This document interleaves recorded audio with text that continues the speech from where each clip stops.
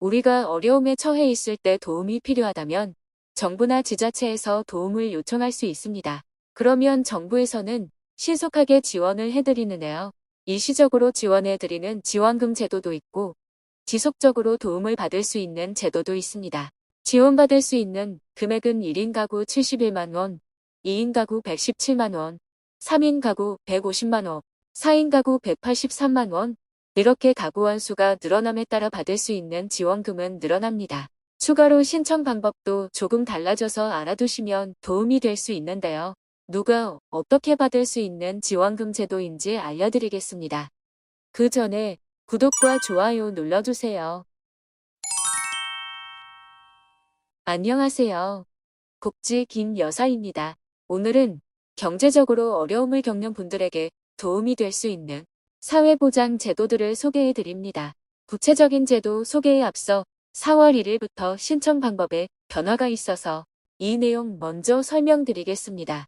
보통복지 제도를 신청할 때는 거주지 관할 주민센터에 방문하여 신청하는 것이 일반적입니다. 하지만 최근에는 온라인 신청도 많이 확대되고 있는 추세여서 스마트폰이나 PC로 신청하기도 하는데요. 온라인 이용에 어려움을 겪고 있는 분들에게는 오히려 인터넷 신청이 더욱 어렵게 느껴지기도 합니다. 더불어 타지로 일을 하러 간다거나 바쁜 일상 때문에 관할 주민센터에 방문하기 어려운 사람도 있을 텐데요.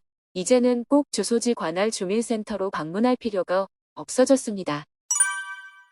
보건복지부는 4월 1일부터 위기가구 발생 방지와 사회보장급여 신청 편의 향상을 위해 복지급여 서비스를 전국 어디서든 신청할 수 있도록 확대 시행하기로 했습니다. 확대되는 제도는 생계급여, 의료급여, 주거급여, 청소년 특별지원, 한부모가족 지원, 청소년 한부모 자립지원, 차상위 계층 확인, 차상위 본인 부담 경감, 차상위 자활급여, 복지 대상자 요금 감면, 교육급여, 교육비 지원이 있습니다. 이 제도를 이용하기 위해서 이제는 꼭 주소지 관할 주민센터가 아니라도 타지의 주민센터로 방문하여 신청할 수 있게 되었습니다. 물론 1월 25일부터 이미 시행 중인 기초연금이나 긴급복지 제도 등 13개 급여도 전국 어디서든 신청할 수 있으니 참고 바랍니다. 이렇게 신청 방법이 편해진 복지제도 중 생계급여는 매달 급여가 지원되는 복지제도인데요. 이 제도는 소득과 자산이 일정 기준 이하로 유지해야 계속해서 지원금이 나오는 제도지만 근로무능력자라고 해서 일을 할 수 없어야 하는 사유가 있어야만 생계비 지원금이 나옵니다. 참고로 근로무능력자는 기본적으로 미성년자거나 65세 이상 어르신인 경우가 해당되며 그 외에도 중증장애인이나 장기요양 등급 판정자, 희귀 중증 질환자, 가족을 양육해야 하거나 간병으로 근로가 곤란한 경우 등 소득 무능력자의 사유가 있어야 합니다. 하지만 근로 무능력자가 아닌 분들은 갑작스러운 소득 상실로 경제적 어려움을 겪을 수도 있는데요. 이럴 때는 생계급여는 받을 수 없지만 생계급여에 준하는 금액을 일시적으로 받을 수 있는 제도가 있습니다. 생계급여에 준하는 금액은 1인 가구 71만 원, 2인 가구 117만 원, 3인 가구 150만 원, 4인 가구 183만 원, 5인 가구 214만 원입니다.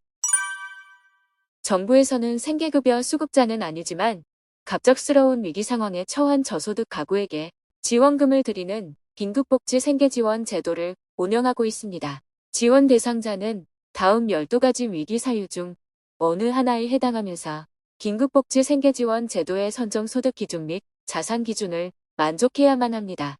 미리 알아두시면 위기 상황이 발생했을 때 이용해 보시면 좋겠습니다. 그럼 위기 사유는 무엇이 있는지 알려드리겠습니다. 첫 번째는 주소득자가 사망했거나 가출, 행방불명, 실직, 구금시설에 수용되어 소득이 상실된 경우. 두 번째는 중한 질병이나 부상을 당한 경우. 세 번째는 가구 구성원으로부터 방임 또는 유기되어 학대를 당하고 있거나 노숙을 하는 경우. 네 번째는 가정폭력 또는 성폭력을 당한 경우. 다섯 번째는 화재나 자연재해로 거주하는 주택이나 건물에서 생활하기 곤란해진 경우. 여섯 번째는 주소득자 또는 부소득자의 휴업, 폐업, 사업장의 화재 등으로 실질적으로 영업이 곤란하게 된 경우. 일곱 번째는 지자체별로 정해둔 조례의 사유가 발생한 경우. 8번째는 주소득자와 이혼할 경우. 9번째는 일정 기간 동안 단전이 됐을 경우. 10번째는 교정시설에서 출소했지만 생계가 곤란한 경우. 11번째는 복지사각지대 발굴 대상자 또는 자살고위험군에 해당되는 경우. 12번째는 타인의 범죄로 인해 피해자가 거주하는 주택 또는 건물에서 생활이 곤란하여 거주지를 이전해야 하는 경우가 있습니다. 위기 사유가 발생했다면 다음 선정 기준을 충족해야 합니다. 충족해야 하는 항목은 소득 기준, 재산 기준이 있습니다. 먼저 소득 기준은 해당 가구의 소득이 기준 중위소득 75% 이하여야 하는데요. 1인 가구라면 월소득 167만 원 이하, 2인 가구는 276만 원 이하, 3인 가구는 353만 원 이하, 4인 가구는 429만 원 이하여야 하네요. 자산 기준은 도시별로 다르며 대도시에 거주하는 경우 2억 4,100만 원 이하, 중소도시에 거주한다면 1억 5,200만 원 이하, 농어촌 거주자는 1억 3천만 원 이하여야 합니다. 도시 유형별로 공제액도 있으니 참고 바랍니다. 그리고 금융재산이 많은 경우에는 지원이 제한될 수 있습니다. 금융재산은 통장에 있는 예금, 적금, 펀드, 그리고 주식이나 각종 화폐에 해당하는 금융재산을 말합니다. 이 재산이 가구원 수별 기준액 이하여야 하는데요. 1인 가구라면 822만 원이며 가구원 수가 늘어남에 따라 이 금액도 늘어나니 참고 바랍니다.